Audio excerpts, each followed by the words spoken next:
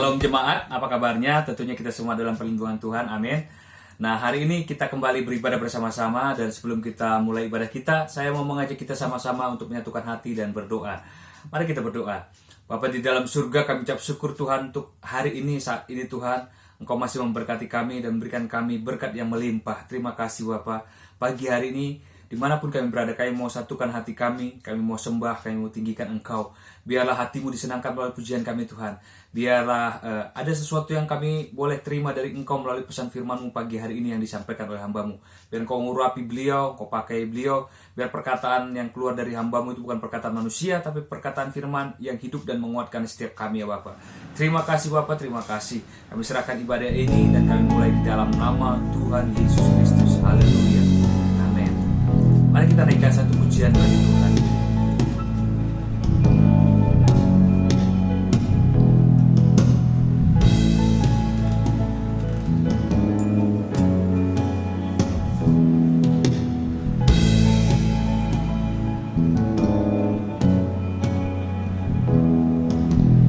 Kemanakah aku dapat pergi menjauhi rohmu yang suci, Kau sahabat dan Kau dekat,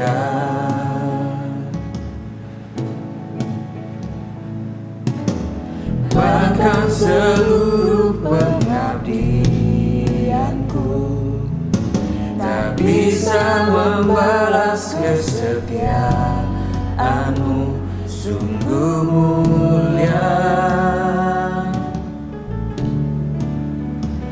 dan berharga, sungguh besar pengorbanan-Mu bagiku, terlalu dalam untuk dimengerti, sungguh besar, sungguh indah yang Kau pikirkan tentangku, tak terselami bagiku,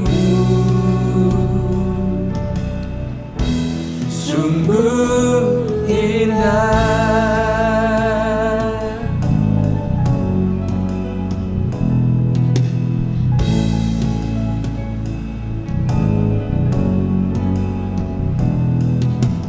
Kemanakah aku dapat pergi menjauhi rohmu yang suci, Kau sahabat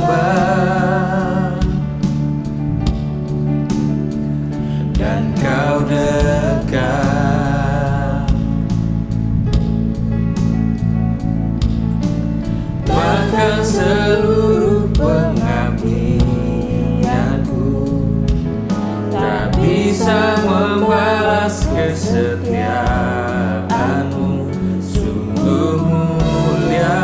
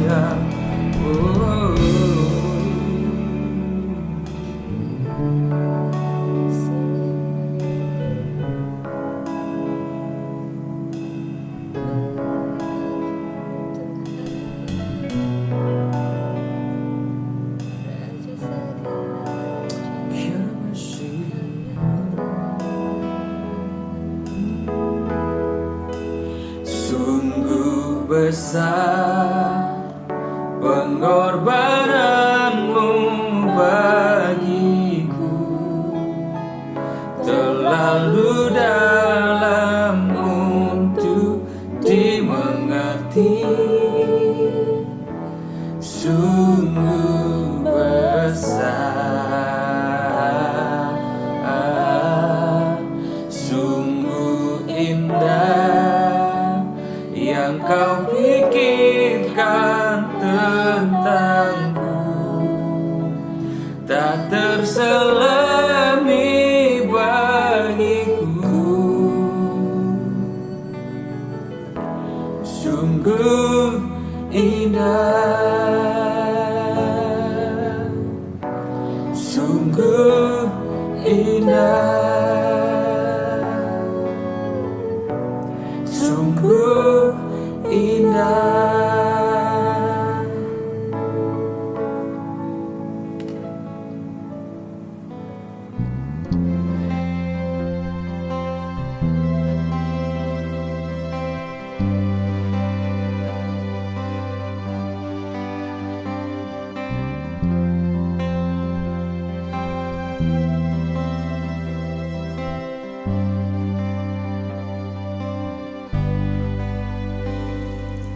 Kau hiasi kehidupanku dengan kemurahan-Mu. Kau rancangkan masa depanku penuh dengan harapan.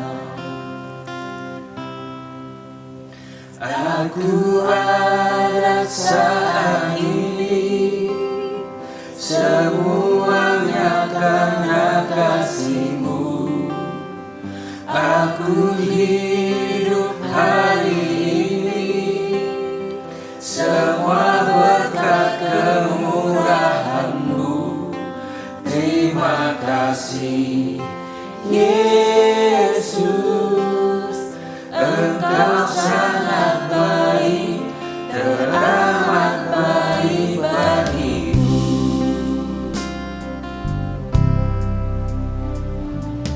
Kau hiasi kehidupanku dengan kemurahan-Mu.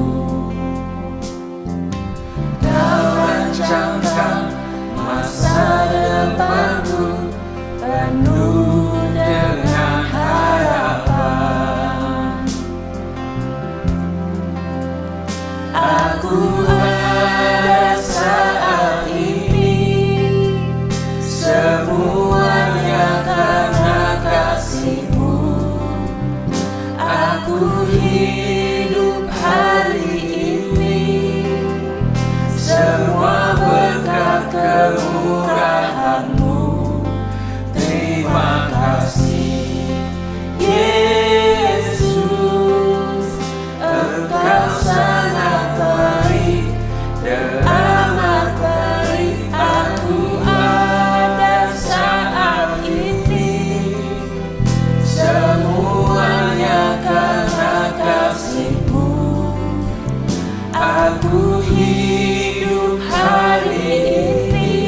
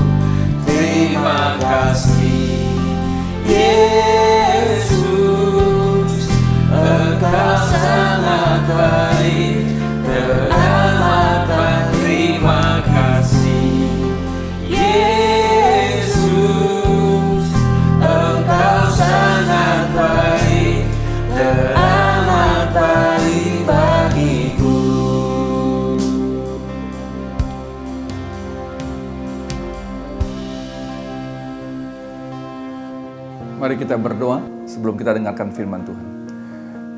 Bapa yang baik, terima kasih Tuhan.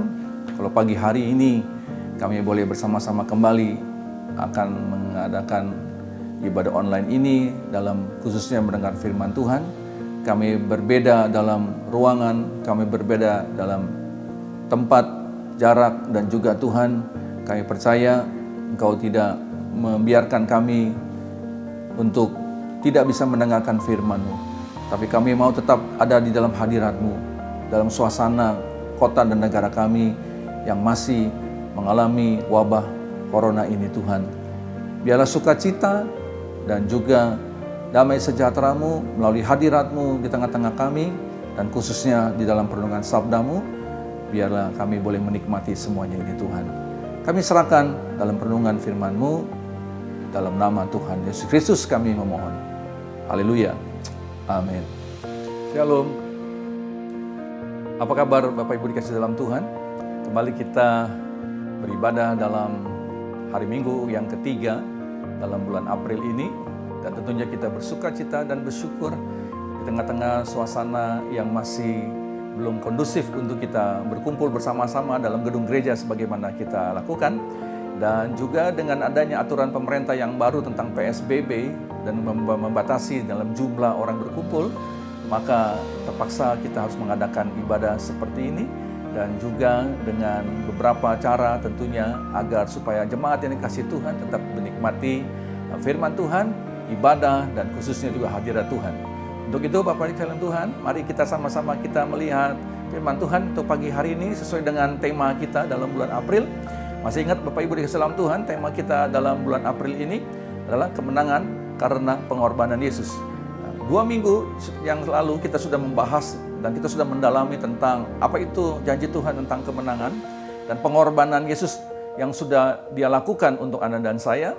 Dan kini bagian kita, tentunya harus ada dua belah pihak yang bekerja sama untuk supaya kita bisa menjadi pemenang-pemenang dan juga kita bisa mempermuliakan Tuhan di dalam apa yang kita kerjakan. Mari kita lihat firman Tuhan tentang kehidupan yang perlu kita lakukan untuk kita bisa tetap adalah dalam sebagai pemenang. Dalam 2 Timotius 2 ayat yang ke-1 sampai dengan ke-7, ayat firman Tuhan yang kita akan sama-sama baca. Ayo Bapak Ibu bisa siapkan smartphone Anda yang berfitur dengan Alkitab, atau kitab suci Anda siapkan dengan pulpen atau dengan stabilo untuk supaya Anda bisa memberikan tanda-tanda di sana untuk suatu hari kelak Anda bisa ingat kembali tentang pesan Tuhan di hari Minggu ini. 2 Timotius 2 ayat 1 sampai dengan 7, demikian bunyi firman Tuhan. Sebab itu, hai anakku, jadilah kuat oleh karena kasih karunia dalam Kristus Yesus. Apa yang telah engkau dengar daripadaku di depan banyak saksi, percayakanlah itu kepada orang-orang yang dapat dipercayai, yang juga cakap mengajar orang lain. Ikutlah menderita sebagai seorang prajurit yang baik dari Kristus Yesus. Seorang prajurit yang sedang berjuang tidak memusingkan dirinya dengan soal-soal penghidupannya, supaya dengan demikian ia berkenan kepada komandannya. Seorang olahragawan hanya dapat memperoleh mahkota sebagai juara apabila ia bertanding menurut peraturan-peraturan olahraga. Seorang petani yang bekerja keras haruslah yang pertama menikmati hasil usahanya. Perhatikanlah apa yang kukatakan. Tuhan akan memberi kepadamu pengertian dalam segala sesuatu. Diberkati setiap orang yang menjadi pelaku firman Tuhan. Subtema pada minggu ini adalah menjadi orang Kristen yang kuat dan kokoh. Saya beri kata kuat dan kokoh, tidak hanya kuat.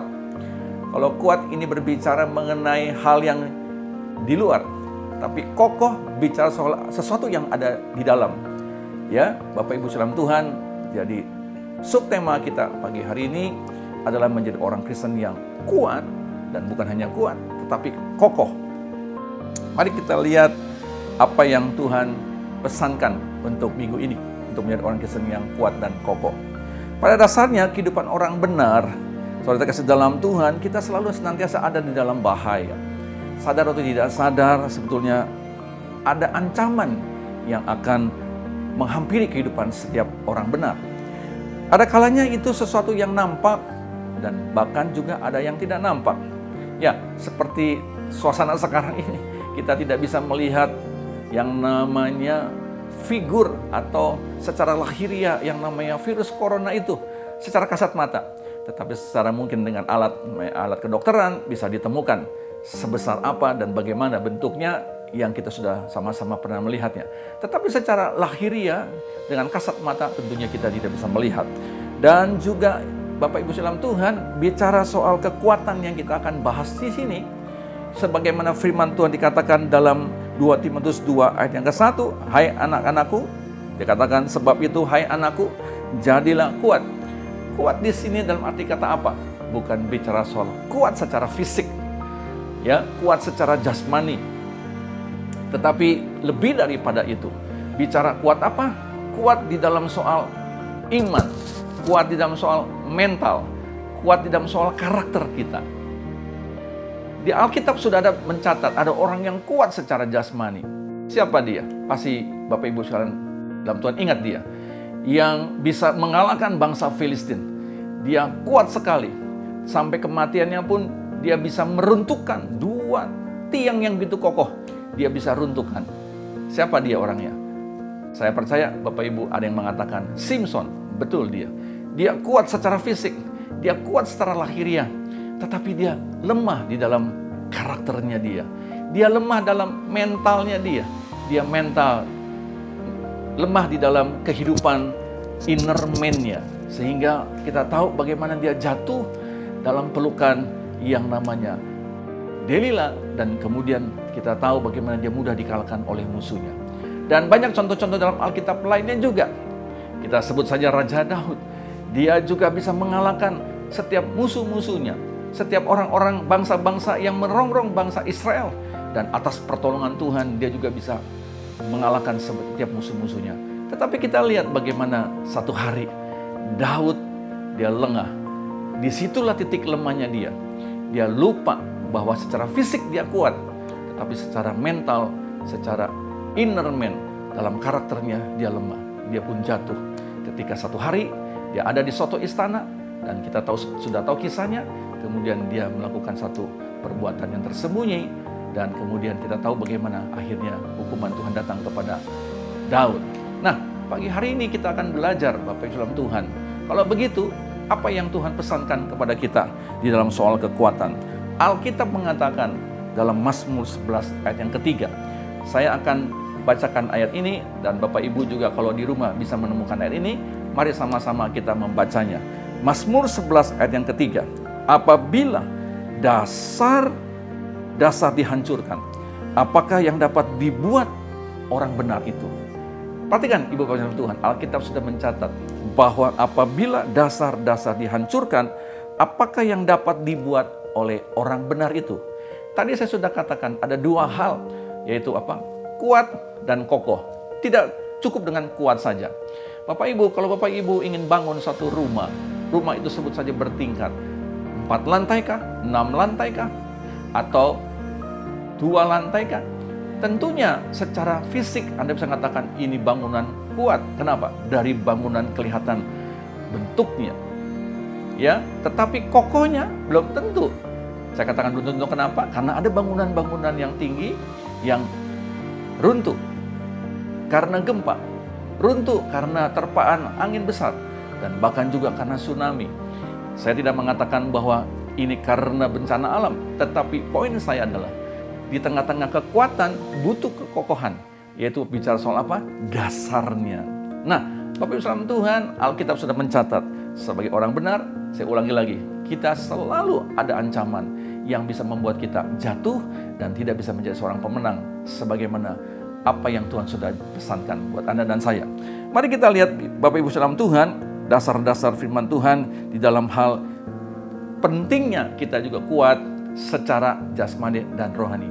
Teladan yang Yesus ajarkan yang dicatat dalam Alkitab dalam Lukas 2 ayat 40. Mari kita lihat Lukas 2 ayat yang ke-40. Tentang Yesus, kehidupan Yesus Kristus. Anak itu bertambah besar. Perhatikan Ibu Bapak, siapa dia? Yesus ketika dia menjadi anak dalam keturunan Yusuf dan Maria. Dan menjadi apa?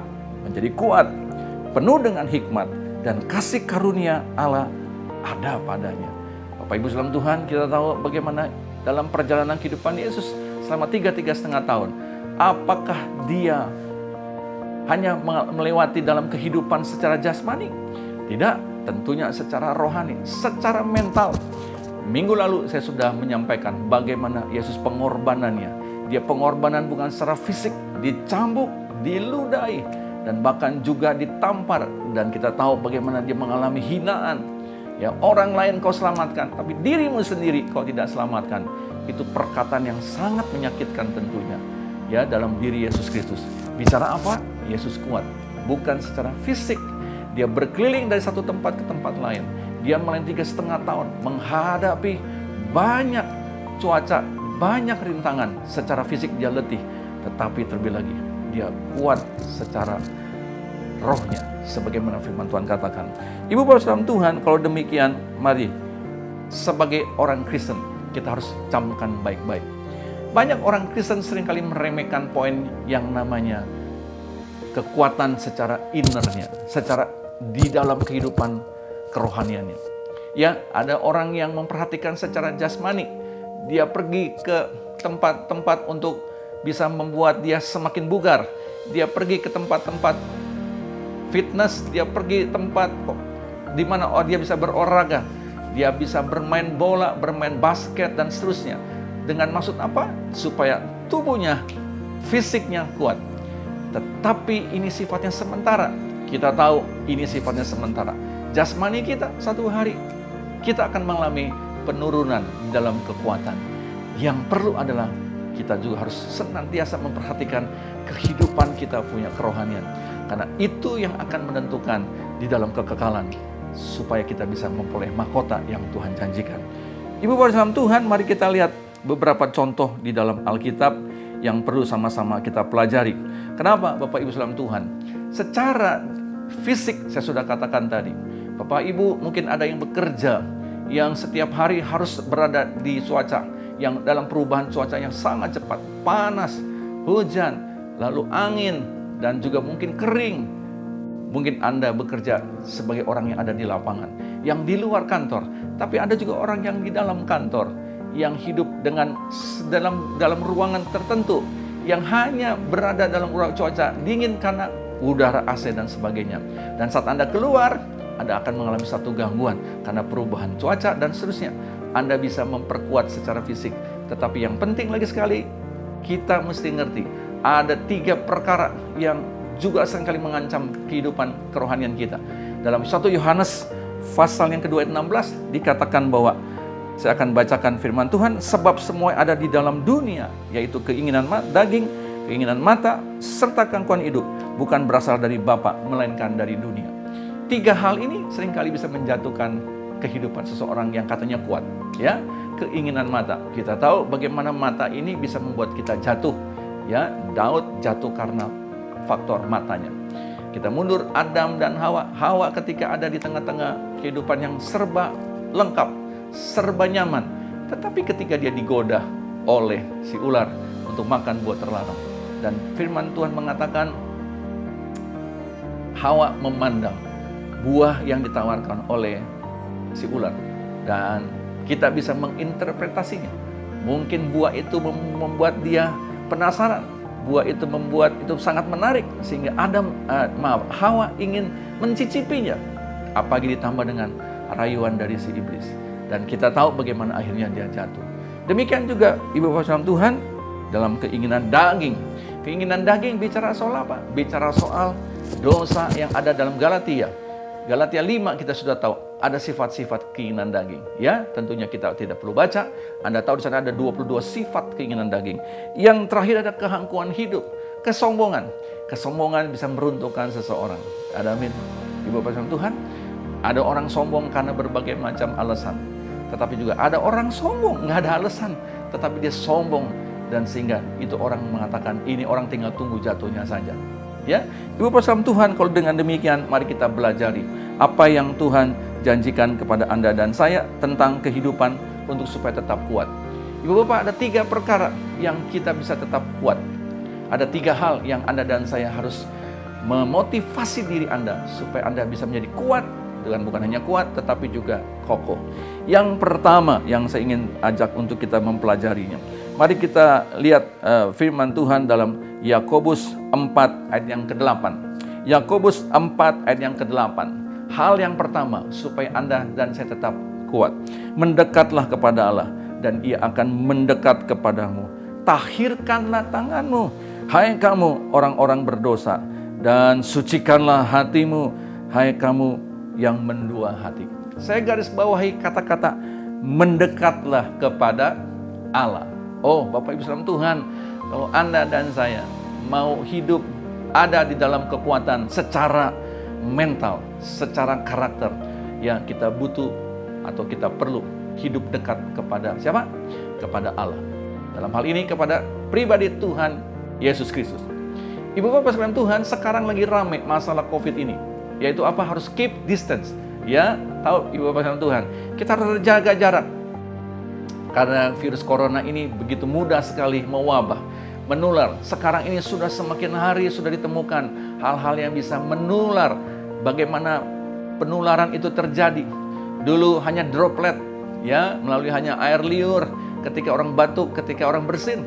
Tetapi sekarang dikatakan bukan hanya itu saja, bukan dengan droplet, tetapi juga sekarang ketika itu ada di dalam benda-benda yang tertinggal, apakah di meja kantor kita, apakah di baju kita, apakah di rambut kita, dan sebagainya. Ya, jadi sekarang orang di rumah saja bisa juga terjangkit dengan namanya corona. Karena kenapa? Karena sekarang katanya sudah ditemukan bagaimana virus ini kekuatan bertahannya ketika dia ada di tengah-tengah kita. Nah, Ibu Bapak Tuhan, sehingga orang menjaga jarak.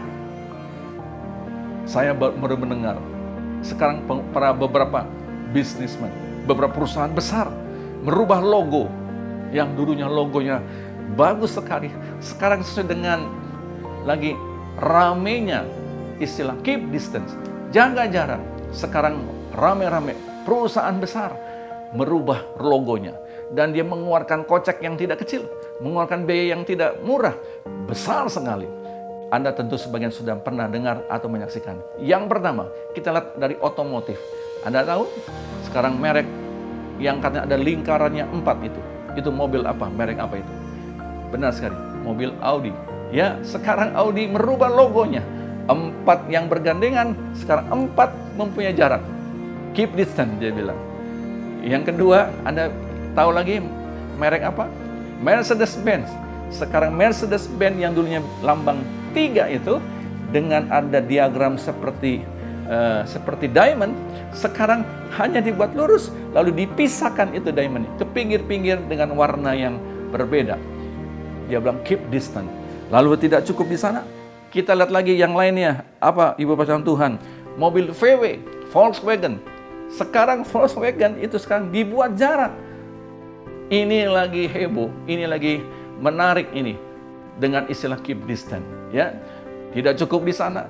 Sekarang makanan kita lihat. Tahu Ibu Bapak yang sudah mulai ada merubah logo mereka untuk supaya mengikuti perkembangan zaman ini. McD, mungkin Bapak Ibu ada yang suka makan McDonald. Sekarang McD, MC itu dibuat bikin jarak sekarang Ibu Bapak Tuhan. Ya, saya persilakan nanti Ibu Bapak melihat beberapa logo-logo yang sudah dirubah.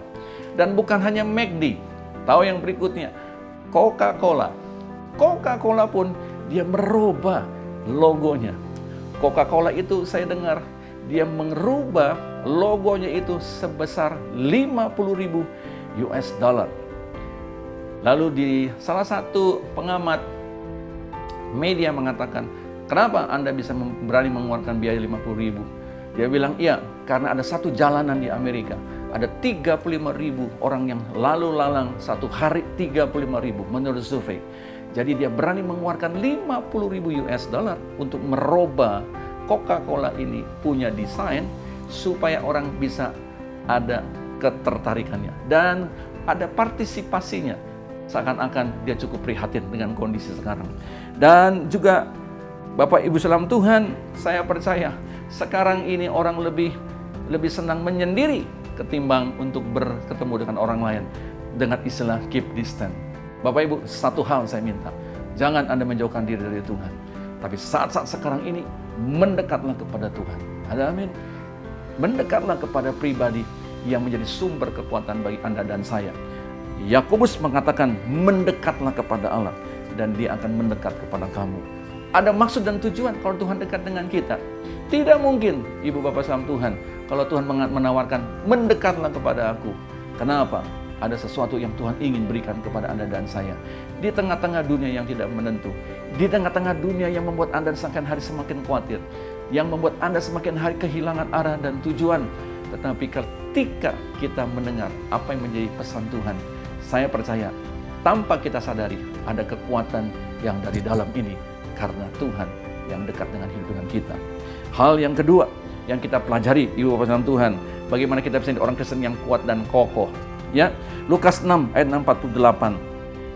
Ya sama, Lukas 6 ayat 48 saya akan bacakan. Demikian firman Tuhan. Ya sama dengan seorang yang mendirikan rumah, orang itu menggali dalam-dalam dan meletakkan dasarnya di atas batu. Ketika datang air bah dan banjir melanda rumah itu tidak dapat digoyahkan karena rumah itu kokoh dibangun. Ada amin. Rumah itu dibangun apa? Kokoh. Jadi bukan sekedar kuat, Ibu Bapak Tuhan. Ya, bangunan harus dalam fondasinya. Kokoh, berarti ada kekuatan yang tidak kelihatan, tidak nampak. Ibu Bapak salam Tuhan, saya pernah dengar satu ilustrasi. Ya, jangan suka meremehkan yang tidak kelihatan. Yang sekali yang nampak itu seringkali kita agung-agungkan. Suatu hari katanya, ada ini pertandingan, ada namanya kompetisi antara sepotong besi dengan air, ya, bongkahan besi atau sepotong besi dengan air. Besi menantang air. Ayo, di antara engkau air dan aku besi, mana yang lebih kuat? Menurut Anda, air dan besi, mana yang kuat? Ya, Anda pasti mengatakan, Pak, itu besi dong, karena besi itu kan seringkali kita pakai untuk sesuatu yang membongkar dan sebagainya. Ya, air ini kelihatannya lemah, nggak ada sesuatu yang bisa kita pegang dan sebagainya. Satu hari air dan besi ini bertanding. Ya, satu hari jadi deal. Oke, air mengatakan siap, ayo kita bertanding. Apa yang dilakukan? Nah, yang pertama, pertandingan yang pertama harus melewati yang namanya satu jalanan yang harus melewati yang namanya segumpalan banyak batu-batu besar harus dilewati. Apa yang terjadi? Besi mengatakan, lihat nih, aku akan hancurkan setiap batu-batu yang merintangi perjalanan yang kita akan lakukan. Lalu besi itu menghantam batu-batu itu. Dia hantam. Ya namanya besi. Bisa saja tentunya. Jadi apa? Jadi hancur. Tetapi Anda tahu, ketika batu itu hancur, besi itu juga mengalami apa? Mengalami banyak cacat-cacatnya. Banyak mengalami yang namanya kikisan-kikisan akibat benturan itu. Betul saudara-saudara Tuhan. Lalu giliran air. Apa yang air lakukan? Air, dia menetes perlahan-lahan dari beberapa bagian batu. Dan Anda tahu, tetesan air itu akan membuat apa? Bolongan-bolongan. Ya, lama tetapi itu pasti. Akhirnya apa? Air bisa menghancurkan batu juga karena tetesan air. Bapak Ibu pernah dengar yang namanya iritasi, ya, di mana air itu bisa membuat erosi dan akhirnya bisa membuat satu lorong-lorong karena air itu melewatinya. Yang kedua, yang tidak kalah pentingnya, yaitu apa? Ketika besi menyadari bahwa air dia bisa membuat bolongan tanpa harus mengeluarkan energi seperti besi yang membuat luka-luka dalam besi itu. Yang berikutnya apa? Dia harus melewati jalanan yang berkelok-kelok. Ya, lalu ketika dilihat begitu, besi menantang kepada air, ayo siapa yang bisa melewati ini? Dan Anda tahu kisahnya. Anda bisa bayangkan itu, bagaimana besi harus melewati dengan susahnya. Bisa nggak? Bisa, karena ketajamannya dia, karena kekokohannya dia bisa melewati. Tetapi satu titik besi itu tidak bisa menembus. Kenapa? Namanya besi, satu hari akan aus. Betul? Dia akan suatu hari juga akan mengalami yang namanya kegagalan. Nah, beda dengan air. Air apa yang terjadi? Air bisa melewati dengan mudah. Karena air dia adalah fleksibel. Betul, Bapak Ibu Tuhan. Akhirnya apa? Air bisa mengalahkan yang namanya besi. Ibu bersama Tuhan, jadi kesimpulannya, ya, Lukas 6 ayat 48 dikatakan di sini, Orang itu menggali dalam-dalam meletakkan dasar yang di atas batu. Ketika datang air banjir melanda rumah itu tidak dapat digoyahkan karena rumah itu kokoh dibangun. Jadi ibu bersama Tuhan, mari kedalaman yang perlu kita lakukan. Kelihatannya mungkin sederhana, kecil sekali, yaitu apa? Anda harus kuat di dalam firman Tuhan. Anda harus mempunyai kedalaman dalam pemahaman akan firman Tuhan. Jadi saudara-saudara Tuhan, poin yang kedua, kita harus mempunyai kedalaman di dalam pemahaman firman Tuhan. Jadi pertama, jangan jemu-jemu ya untuk mempunyai kedalaman dalam firman Tuhan. Terus baca. Saya tidak perlu menantang saudara siapa yang belum pernah membaca atau sudah mulai jarang membaca firman Tuhan. Anda, kalau Roh Kudus bicara pagi hari ini dan menegur hati Anda, oh ya, belakangan hari ini saya sudah mulai jarang baca firman. Mulai belakangan hari ini saya sudah mulai tidak mengerti akan firman Tuhan. Jangan Anda abaikan, tapi itu penting sekali karena itulah membuat Anda kokoh di dalam Tuhan. Hal yang ketiga, Bapak Ibu saudara Tuhan, yaitu apa yang kita bisa pelajari di sini? 1 Tesalonika 1 ayat yang kelima berkata demikian. Sebab Injil yang telah kami beritakan bukan disampaikan kepada kamu dengan kata-kata saja, tetapi juga dengan kekuatan oleh Roh Kudus dan dengan suatu kepastian yang kokoh. Memang kamu tahu bagaimana kami bekerja di antara kamu oleh karena kamu. Hal yang ketiga yang tidak kalah pentingnya, Ibu Bapak Tuhan, yaitu apa? Supaya Anda menjadi orang Kristen yang kuat dan kokoh. Hal yang ketiga, hiduplah senantiasa dalam pimpinan Roh Kudus. Hiduplah senantiasa dalam pimpinan Roh Kudus. Alkitab mengatakan dengan jelas, ya, Paulus bilang, aku menyampaikan firman Tuhan bukan karena dengan kata-kata yang indah, kata-kata yang manis didengar, tetapi dikatakan juga dengan kekuatan oleh Roh Kudus. Ibu Bapak Tuhan, rupanya kita belajar pagi hari ini bahwa Roh Kudus juga adalah sumber kekuatan buat Anda dan saya. Ada amin? Lagi sekali, tidak salah tentunya kita memperkuat fisik jasmani kita. Tetapi yang terutama lebih sekali, kalau Anda ingin menjadi pemenang yang sejati, jangan hanya Anda kuat secara fisik, ya, makan asupan vitamin, Anda bisa berolahraga dengan baik, Anda bisa pergi ke tempat-tempat yang membuat Anda bisa melatih, Anda punya kekuatan secara jasmani, tetapi yang rohani Anda jangan abaikan. Yesus memberikan 3 contoh dalam Alkitab melalui hambanya Timotius, yaitu tentang seorang prajurit, seorang petani, dan seorang yang ikut seorang atlet yang berlomba. 3 hal ini saya percaya Ibu Bapak mengerti tentang karakter yang memiliki. Dikatakan dengan tegas, yang pertama, prajurit yang baik, dia adalah tunduk kepada komandannya. Dia mau hidup berkenan kepada komandannya. Itu tidak mudah. Kalau orang yang sombong, pasti tidak mau pernah tunduk kepada atasannya. Orang yang sombong, dia selalu merasa dirinya bisa. Orang yang sombong selalu menganggap dirinya adalah lebih baik daripada orang lain. Dan seterusnya. Seorang prajurit yang baik, dia mau hidup berkenan kepada komandannya. Yang kedua, seorang atlet, dia harus bertanding sesuai dengan aturan-aturan aturan-aturan dalam olahraga itu. Berarti ada kedisiplinan, ya, ada kesungguhan, dan ada ketaatan di sana juga di dalam sebagai seorang atlet. Itu semua bicara soal apa? Bukan soal bicara kekuatan fisik, tapi itu bicara soal karakter. Dan yang ketiga, seorang petani. Dikatakan apa? Petani juga dia harus bisa melewatinya dan dia akan menikmati hasilnya.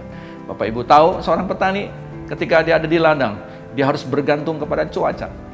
Dia bukan hanya bergantung kepada cuaca, dia harus juga bergantung kepada tanah. Dia bergantung kepada benih dan seterusnya. Banyak faktor yang membuat dia untuk bisa menjadi orang yang menang di dalam apa yang dikerjakannya. Ibu Bapak, ini bicara apa? Kesabaran. Betul Bapak? Ibu Bapak, kegiatan. Di dalam kegigihannya dia bertahan. Dia terus tidak pernah putus asa dalam mempertahankan semangatnya untuk bisa melihat hasilnya. Dan yang ketiga, dia harus tetap tidak putus asa ketika mungkin hujan datang, membuat tanahnya itu rusak ketika dia mulai baru menanam benih. Dia harus membangunkan kembali. Jadi Ibu Bapak semua dalam Tuhan, ini bicara soal apa? Lagi sekali, bicara bukan hanya kuat, tetapi juga kokoh.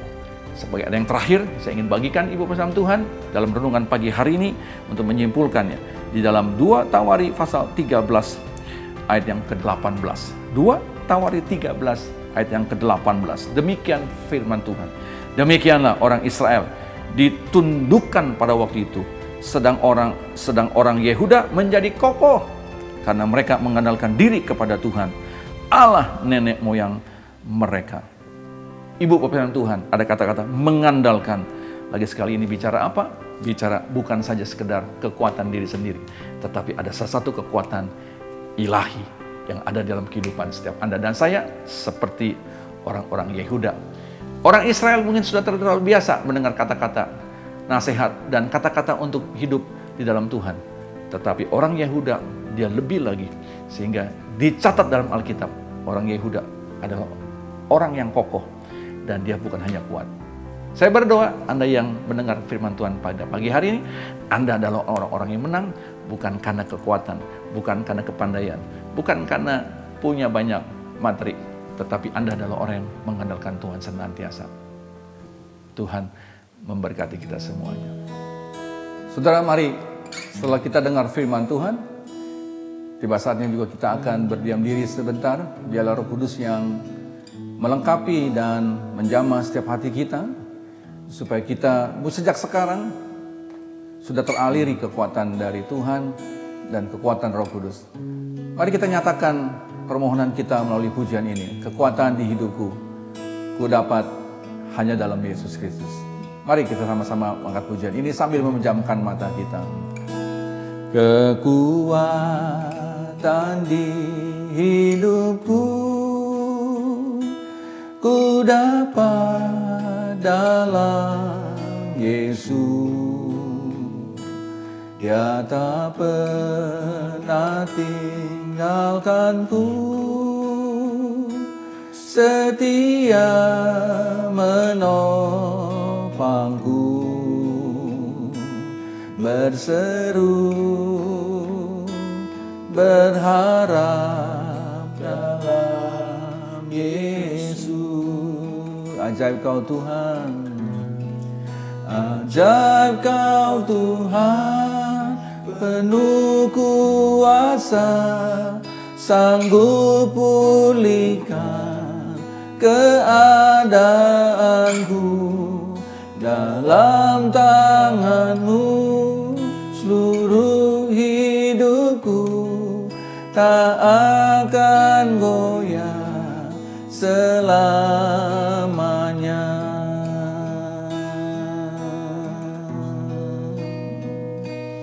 Kekuatan di hidupku, ku dapat dalam Yesus. Dia tak pernah tinggalkanku, setia menopangku, berseru berharap dalam Yesus. Mari semua angkat pujian ini, katakan, ajaib Kau Tuhan, penuh kuasa, sanggup pulihkan keadaanku. Dalam tangan-Mu seluruh hidupku, tak akan goyah selamanya. Oh, ajaib Kau Tuhan, penuh kuasa, sanggup pulihkan keadaanku. Dalam tangan-Mu seluruh hidupku, tak akan goyah selamanya, tak akan goyah selamanya. Bapak Ibu saudara Tuhan, kalau pagi hari ini Anda merasa kekuatanmu sudah mulai hilang, kegairahanmu untuk hidup dekat dengan Tuhan sudah mulai pudar, keinginanmu untuk membaca firman Tuhan yang kita sudah tahu bahwa itu yang membuat kita kokoh, seringkali kita abaikan. Dan bahkan karena begitu banyak tekanan, banyak masalah, baik ekonomi, kesehatan, maupun pekerjaan, apapun yang membuat Anda menjadi tertekan. Pagi hari ini jangan biarkan itu semua menjadi membuat Anda lemah, tapi raih kekuatan dari Tuhan. Karena Tuhan mau Anda dan saya menang. Tuhan mau Anda dan saya lebih dari seorang pemenang, sehingga ada kemuliaan, ada kesaksian hanya bagi nama Tuhan. Saya mau berdoa pagi hari ini buat Anda yang merasakan bahwa hari-hari ini Anda sudah kehilangan kekuatan itu. Ayo ambil. Jangan Anda katakan nanti dulu, tunggu dulu. Ambil kesempatan, keputusan hari ini. Saya mau berdoa. Anda boleh angkat tanganmu tinggi-tinggi hadapan Tuhan. Sementara kau pejamkan matamu. Bapak yang baik, pagi hari ini kami diingatkan kembali. Sebagai orang benar, kami seringkali mendapat ancaman, mendapat tantangan, mendapat kesulitan. Baik dari luar maupun dari dalam tubuh kami. Baik dari si musuh maupun di dalam hal-hal yang membuat kami lemah. Yang seringkali datang tanpa kami duga. Yang tidak kami ketahui. Tetapi pagi hari ini Tuhan, kami tidak mau berdiam diri. Dan kau melihat tangan-tangan yang terangkat Tuhan, mereka butuh peganganmu, mereka butuh kekuatanmu. Hamba berdoa di dalam nama Tuhan Yesus Kristus, biar kekuatan Roh Kudus, kekuatan Tuhan Yesus Kristus, kekuatan dari sorga, memenuhi setiap hati, memenuhi setiap kehidupan anak-anak-Mu Tuhan yang sedang menyaksikannya.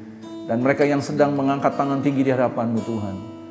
Kau jawab Tuhan, apa yang menjadi permohonannya. Kau bebaskan mereka Tuhan dari setiap belenggu dan dari ikatan-ikatan yang membuat mereka lemah. Hamba putuskan dan patahkan di dalam nama Tuhan Yesus Kristus. Kuasa darah-Mu Yesus Kristus yang tercurah di atas kayu salib. Membebaskan, menebus, dan membuat anak-anak-Mu Tuhan tetap bertahan dalam setiap serangan, panah api dari iblis. Maupun Tuhan dari setiap gangguan-gangguan roh jahat lainnya. Terima kasih Bapa di surga. Terima kasih Tuhan Yesus. Dan setiap Anda yang terima, yang mengangkat tangan, terimalah kekuatan Tuhan dari pagi hari ini. Dan berjalan senantiasa dalam pimpinan Roh Kudus. Dalam nama Tuhan Yesus Kristus, hamba mohonkan semuanya ini. Amin. Amin.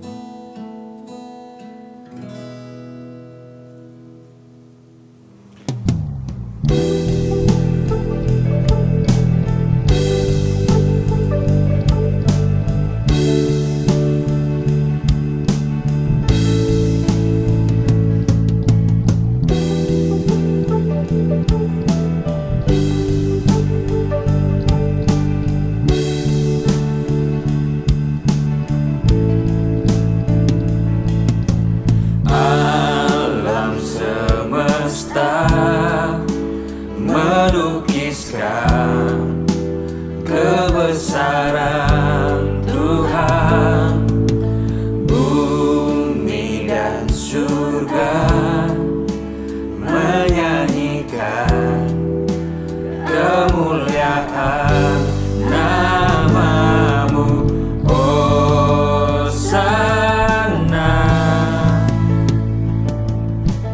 Hosana.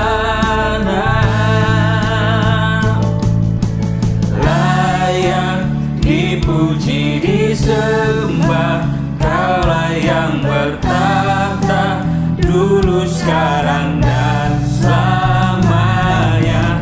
Raja atas segala raja, nama-Mu besar, termulia.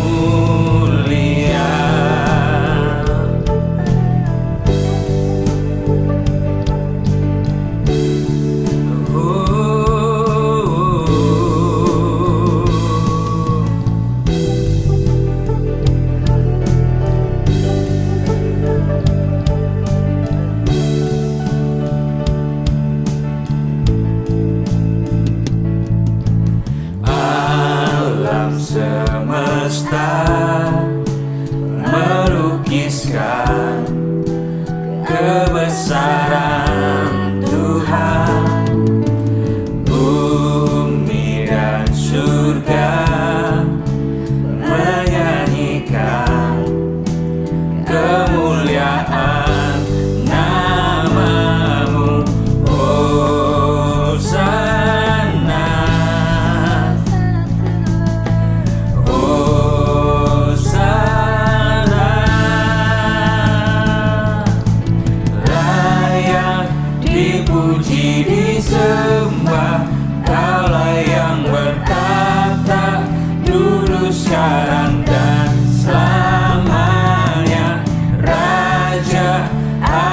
segalananya, namamu besar, termulia, namamu besar, termulia.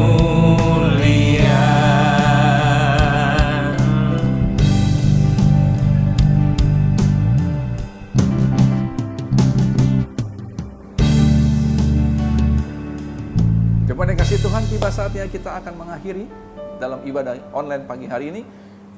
Mari kita sama-sama arahkan mata rohani kita untuk terima berkat Tuhan dengan sama-sama mengangkat kedua tangan tinggi di hadapan Tuhan. Terimalah berkat damai sejahtera Allah Bapa di surga, cinta kasih penyertaan Tuhan Yesus Kristus di dalam persekutuan Roh Kudus menyertai kehidupan kita sekalian mulai pagi hari ini sampai Maranatha, Tuhan Yesus datang yang kedua kali. Dan setiap kita yang menerima berkat Tuhan sama-sama berkata, amin. Selamat hari Minggu, Tuhan memberkati.